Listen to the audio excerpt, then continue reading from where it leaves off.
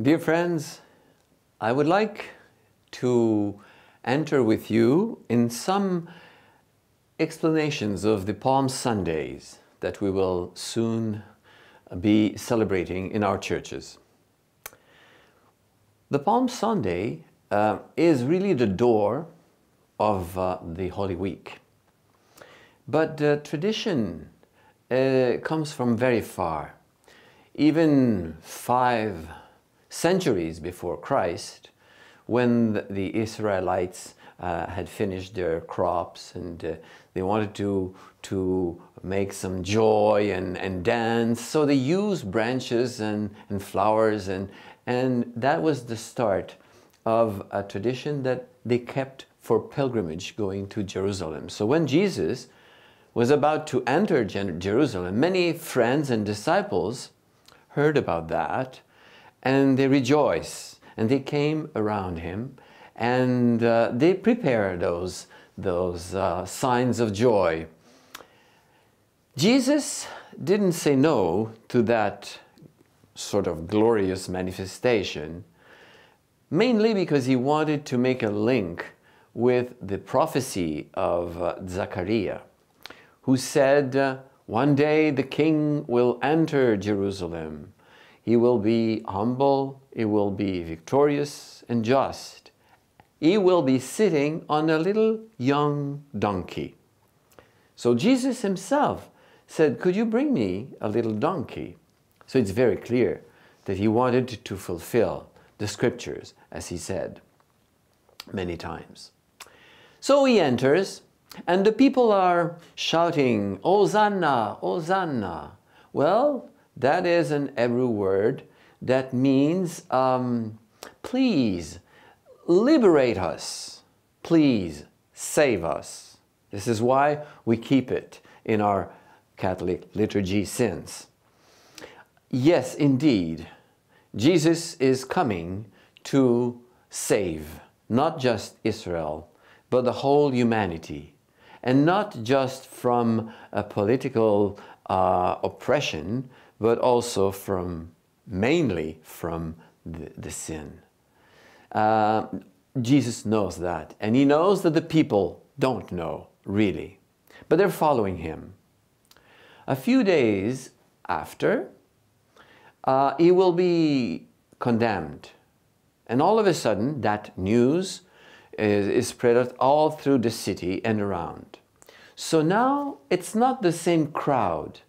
It's not the crowd of the disciples who are so happy to receive him. It is, so to speak, everybody. It is the world that is there. So that's why it will be so dramatically different when they will shout, kill him, kill him. They need, a crowd is violent mostly, and nervous, and they need some strong feelings. This is an explanation of the turning of the process of Jesus. But Jesus is just the lamb that is going on the cross. He knows that he's giving his life for us. That's the price he's paying to liberate us from sins. Now, the Palm Sunday has become a tradition in the church since the 8th century in Europe. People started to redo that procession by the entrance in the church, so that we have the part of the joy, our King, our Savior is arriving, and then we're following him inside, following the cross and celebrating the Passion and death. Finally, we will get into the Holy Week with many other processions. We have the processions of the Holy Oils at the Chrism Mass. We have the procession of the Blessed Sacrament on Holy Thursday, when we go to put it in a side altar. We have the procession of the cross during the Good Friday. And then the procession of the new baptized people during the vigil, and the light, of course, the entrance of the light. So you see, this is very important on the liturgical point of view. Yes, we will bring back our palms and we will put it on the cross in our house, and that palm will slowly dry out, a bit like our enthusiasm during the year. So we have to pay attention to that. The palm will be then reduced in ashes.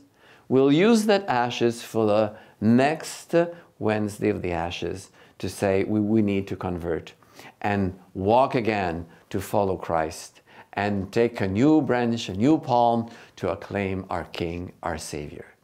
So those are the informations that I think can help to go through the celebrations of this Holy Week, that I wish you very, very fruitful until a beautiful Easter day. Thank you.